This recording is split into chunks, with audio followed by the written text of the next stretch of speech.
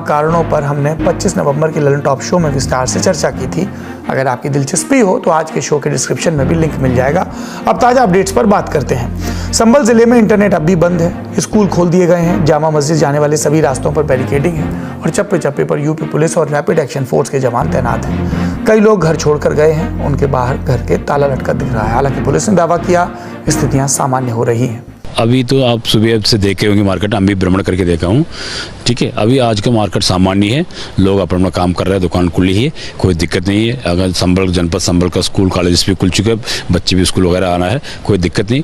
पूरी सामान्य तरफ से वापस आ गए संभल। और पुलिस हम हिदायत रूप से हम लोग हर जगह अपना मॉनिटरिंग करने के लिए, सर्वेलेंस के लिए रखा है, कहीं कोई दोबारा कोई दिक्कत नहीं है, इसके लिए रखा है। अदरवाइज तो संभल का सामान्य है। लोग से अपील भी करता हूँ, जो निर्दोष लोग हैं उनका कोई डरने का जरूरत नहीं है। हम केवल जो उपद्रव हुई है, जो हमारे पास वीडियो है, फुटेज है, उन्हीं के खिलाफ कार्रवाई करेंगे। बाकी निर्दोष के खिलाफ किसी के खिलाफ कोई कार्रवाई नहीं करेंगे।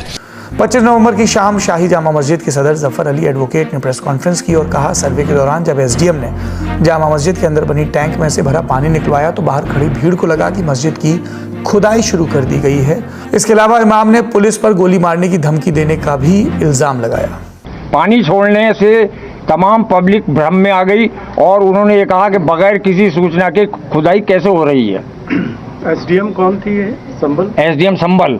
एसडीएम संभल ने जिद की वहाँ पर कि इसका पानी खाली कराया जाए और हमने अनाउंस भी किया, पब्लिक को समझाया। लेकिन इसके साथ साथ मैं एक और कहना चाहूँगा कि पूरी तरीके से ये एसडीएम संभल और सीओ संभल की साजिश से हुआ है। सीओ संभल ने क्या किया? सीओ संभल ने ये किया कि जिस टाइम भीड़ इकट्ठा हो रही थी पानी को देखकर कि वहाँ भ्रम की स्थिति है, खुल रही है, तब उन्होंने उनसे सीओ साहब से ये मालूम करने की कोशिश करी कि आखिर जामा मस्जिद में क्या हो रहा है। तो उन्होंने उन्हें गालियाँ दी और लाठीचार्ज करा दिया और ये भी कहा कि अगर ज़्यादा सवाल जवाब करोगे तो सबको ठोक दूंगा। अब जवाब देने की बारी यूपी पुलिस की थी। 25 नवंबर की देर रात संभल पुलिस ने पत्रकारों को संबोधित किया और घटनाक्रम पर अपना पक्ष सामने रखा। उन्होंने पूरा डिटेलिंग उनके बयान की हो रही है, लेकिन मुख्य बिंदु जिसमें उन्होंने सबको कंफ्यूज किया और अभी भी उन्होंने हमें कहा कि जब लोगों ने मुझे कहा कि आप प्रशासन और पुलिस से मिले हुए हैं इसलिए मुझे ये बयान देना पड़ा। जफर साहब ने बोला कि लोगों में यह भ्रम फैला कि मस्जिद में खुदाई हो रही है, जबकि किसी प्रकार का कोई भ्रम नहीं था। आप सोच के देखिए, खुदाई में मिट्टी निकलती है, खुदाई में पानी नहीं निकलता। और जो नाली वो बता रहे थे जिसमें लोगों ने देखा, उस नाली में पानी रेगुलर बहता है। जो उन्होंने बयान दिया उसको कृपया करके विवेकपूर्ण तरीके से 3-4 बार सुनिए। ये जो पंक्ति है आपको पहली बार में पकड़ में आ जाएगी। उन्होंने स्वयं कहा कि दंगाइयों की ओर से गोली फायरिंग हो रही थी, ये उन्होंने स्वयं बोला। और स्वयं ही बोल रहे हैं कि पुलिस भी फायरिंग कर रही थी, कभी बोल रहे हैं कि पुलिस अपने असले से फायरिंग कर रही थी, कभी बोल रहे हैं कि तमंचे से फायरिंग कर रही थी। इसका अर्थ ये है कि ये जब भ्रम फैला रहे थे, क्योंकि जो भ्रामक व्यक्ति होता है, जो सच नहीं बोल रहा होता है, उस व्यक्ति के पास कोई चीज़ एक तरह से क्या मैं बोलूं, क्या नहीं बोलूं, क्या सही है, क्या गलत है, तो बीच में सही गलत चीज़ें निकलती रहती है। तो इन्होंने स्वयं बता दिया कि जो दंगाई थे वहाँ से फायरिंग हो रही थी। इस हिंसा में सपा सांसद जियाउर रहमान बर्क और कुछ अन्य सपा नेताओं और कार्यकर्ताओं पर भी मुकदमा दर्ज कराया गया है। इन पर भीड़ को उकसाने का आरोप है। आज सांसद बर्क जब संसद पहुंचे तो मीडिया ने उनसे यही सवाल पूछा और उनका ये जवाब था। अब मुकदमा दर्ज करने के बाद मेरे क्या, तो सारे जनप्रतिनिधियों के खिलाफ भी मुकदमा दर्ज कर दे तो कौन रोकने वाला है? कौन है इस टाइम कानून व्यवस्था कायम रहे? कौन ऐसा समय है कि उस संविधान को के हिसाब से प्रदेश और देश चल सके? इस टाइम जो सूरत हाल उत्तर प्रदेश में है वो कहीं शायद दूसरे राज्य में नहीं होगी। मुझे अफसोस है कि पुलिस प्रशासन के लोगों ने जो प्लान तरीके से इस घटना को अंजाम दिया है। मैंने और माननीय राष्ट्रपति अखिलेश यादव जी ने मांग की है कि उन अधिकारियों के खिलाफ हत्या का मुकदमा दर्ज होना चाहिए और उनको जेल में भेजना चाहिए, जिससे कि जिन लोगों की हत्या हुई है उनको परिवार को इंसाफ मिल सके। राजनीतिक बयानबाजी भी लगातार हो रही है संभल की हिंसा पर। सबसे पहले बयान आया कांग्रेस सांसद इमरान मसूद का। उन्होंने मांग रखी कि पुलिस वालों पर हत्या का मुकदमा दर्ज हो। आसमान से गोलियां बरस रही थी क्या? एक वीडियो दिखाई है जिसके अंदर किसी के हाथ में अभी तक तो दिखाई नहीं दी मुझे कहीं से। सोशल मीडिया पे हम तो दूर से ही देख रहे हैं, पुलिस वाले सीधे गोली मार रहे हैं भाई, राइफल से गोली चला रहे हैं, पिस्टल से गोली चला रहे हैं, सीधे गोली मार रहे हैं पुलिस वाले। पुलिस वालों के खिलाफ हत्या का मुकदमा दर्ज होना चाहिए। आप सांसद का मुंह बंद करा सकते हो, एक सांसद का करा दोगे, 2 सांसद का करा दोगे, 10 का करा दोगे, देश का थोड़ा ही मुंह बंद करा दोगे। पूरा देश देख रहा है। आपने जो नफरत की आग बो रखी है, इस नफरत की आग के अंदर पूरा देश झुलस जाएगा। आज मुसलमान का हाल क्या कर दिया? मुसलमान घर में रहे तो दंगाई मार दें, बाहर निकले तो पुलिस मार दें। आपने हाल क्या कर दिया मुसलमान का देश में? सपा सांसद रामगोपाल यादव और सपा के राष्ट्रीय अध्यक्ष, लोकसभा सांसद और यूपी के पूर्व मुख्यमंत्री अखिलेश यादव ने भी यूपी प्रशासन को घेरते हुए प्रेस कॉन्फ्रेंस की। पहले एक बार सर्वे हो गया, ये आदेश पुलिस प्रशासन को किसने दिया कि दोबारा सर्वे आपका होगा? जब पहले सर्वे में सब लोगों ने सहयोग मदद की, पूरा सर्वे हुआ, किसी को आपत्ति नहीं थी सर्वे पर, लेकिन जानबूझ कर करके आगे शाही जामा मस्जिद की कमेटी और अधिवक्ता ने कहा कि एक सर्वे तो मुकम्मल हो चुका है, अब दूसरे सर्वे की क्या आवश्यकता है? कोर्ट के आदेश का हमने पालन कर दिया।